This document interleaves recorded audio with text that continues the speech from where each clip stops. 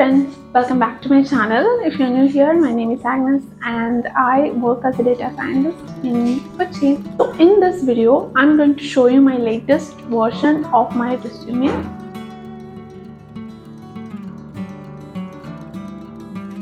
This is the resume that got me my recent job in a startup as a data scientist. I do have some experience before that in the field. I also have some internship experience and some hackathon experience. So I'll just show you how I structure my resume and what are the points that help me to get noticed. So I'll just go through all parts of my resume. So this is very personal because I live in India.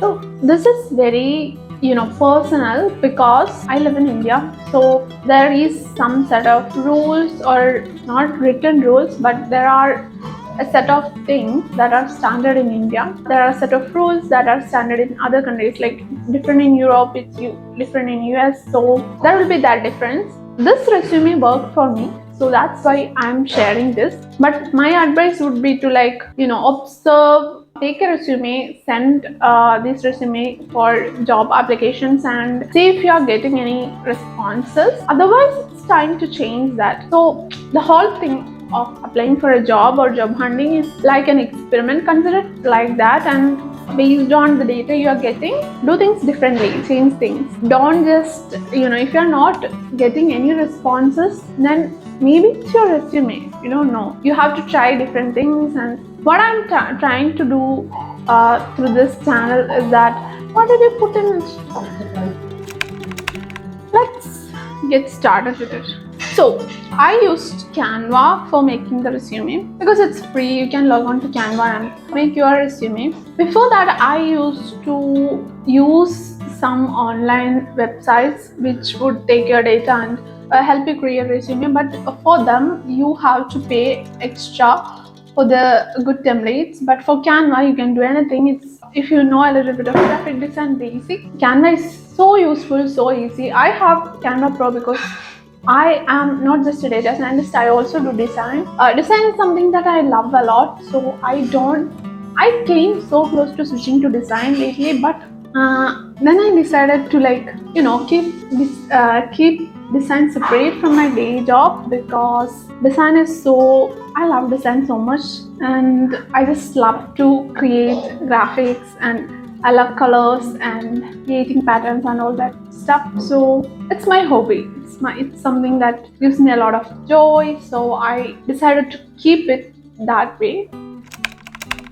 My resume is basically a one-page resume. I included everything in that one page, but I don't think in India it's a mandatory thing, because I have seen a lot of two-page resumes. They do get hired. It's not a big deal, but I preferred it that way because I was applying everywhere. I was applying internationally, so I wanted to keep a standard format. And I don't think resumes have to be like this 2-3 page saga. One page is enough for showing everything, and one page resumes are skimmable and they can easily just look at your resume and see everything. That's how the resume should be, in my opinion.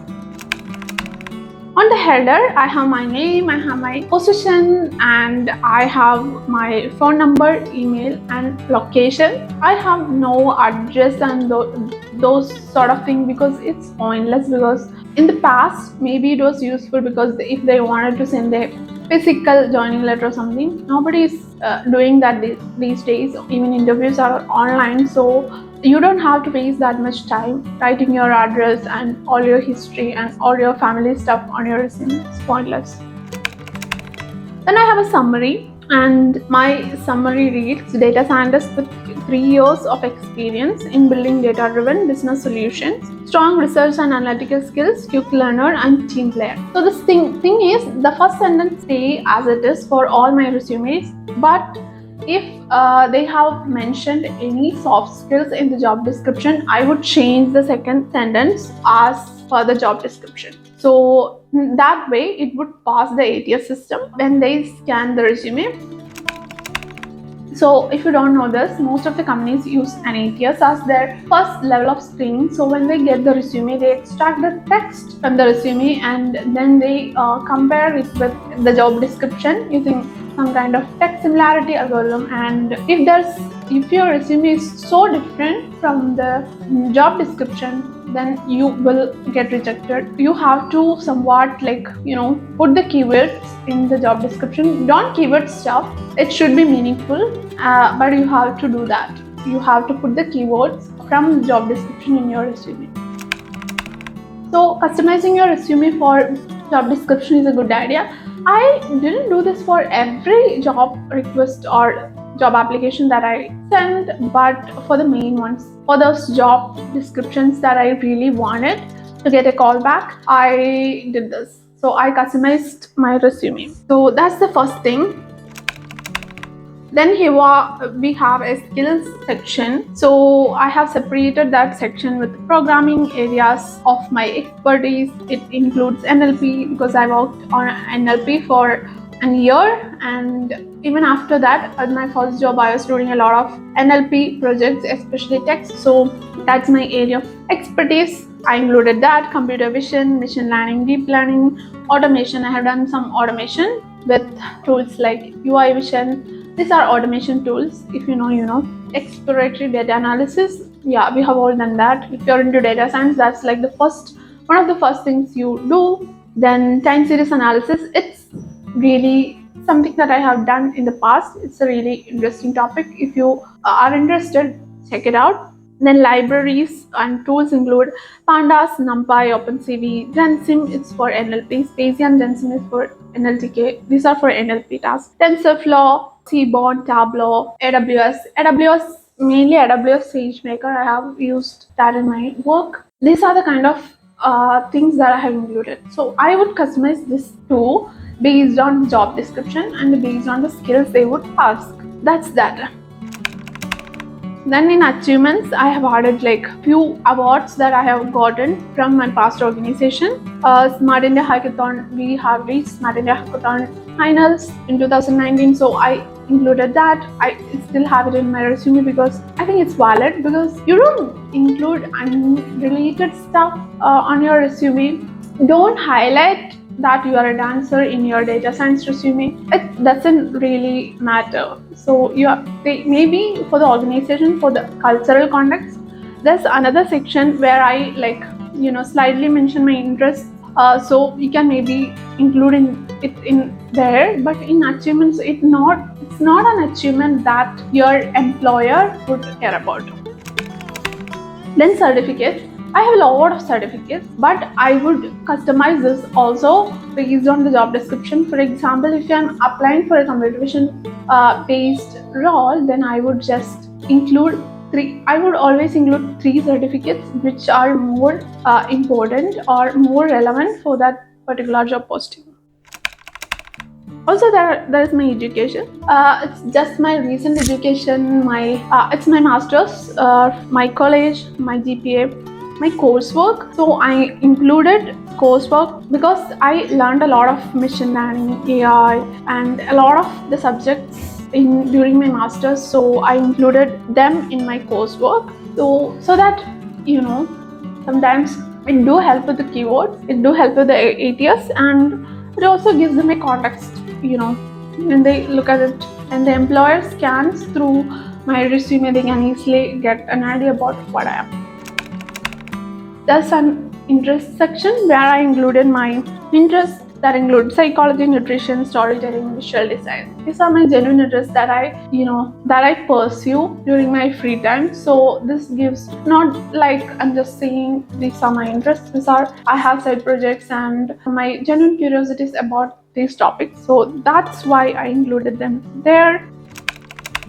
Then there's the experience section. Currently, I have one more section with my current company, but before that, I had an internship experience section, and I also had a project section. So what I do is I would customize the project section because since I was working in research and since I was developing MVPs, I had done a lot of projects, like 12, 15 projects. These are small MVPs with machine learning, NLP, that sort of thing, I would include like 2-3 projects which are then again most relevant. If this is a computer vision based position, then I would include my computer vision projects. If this is for a recommendation, if the job description is for a machine learning engineer who works on recommender systems, then I would include my recommender system project specifically. So I would, customize that also. Finally, the job description.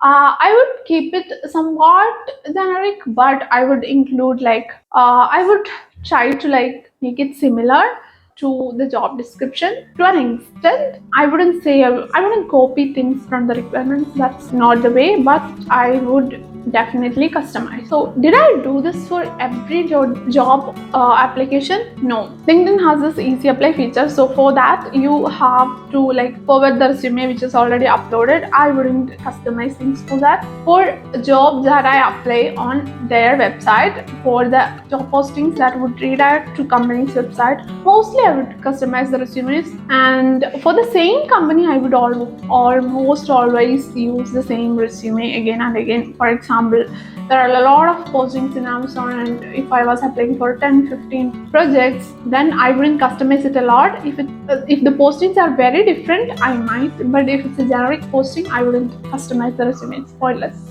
So that's how I did it, and after applying for about 70 jobs, I got called back from 7 jobs. So my resume kind of worked. Maybe I could have improved it. I am someone who believes in 80-20 principle. So your 80% of your results come from 20% of your work. So I was always been like that. For example, when during exams you test a very difficult formula or very difficult derivation that you have to by heart, or you have to spend a lot of hours to understand it before the exam, then I would just skip it because I was always like that. So that's my strategy, and it worked. I would share my resume link, maybe a Canva link that you can edit as per your just don't edit my resume as it is. Just make some changes. Or I have an Etsy store where I sell designs and templates and that sort of thing because I like design, and maybe I'll provide an Etsy link. Let's see, I'll figure that out. That's all for today's video. Hope it helps you in some way. Even if you're a fresher, I have told this already that build your own personal projects. You can also include your personal projects in your resume. So do your own projects, get internship. Even if you are not paid for a few months, maybe it's worth it. If you have been struggling to get a data science position for so long, maybe give internships a try. It worked for me. Attend hackathons. They are online now, so it's much easier. And be a part of the community, connect with people, join AI communities, and attend talks if the time permits that. Learn everything from the basic foundational level. Don't try to memorize stuff. Build that problem solving mentality and problem solving skill. If it just doesn't interest you at all, data science or tech, you don't have to feel disappointed because you don't feel interested. You might have some other interest. Maybe you like cooking, start a cooking channel. Whatever your skill is, develop it. Follow your genuine curiosities and live a colorful, happy life. That's it for today. Thank you so much for watching my video. See you in the next video. Bye.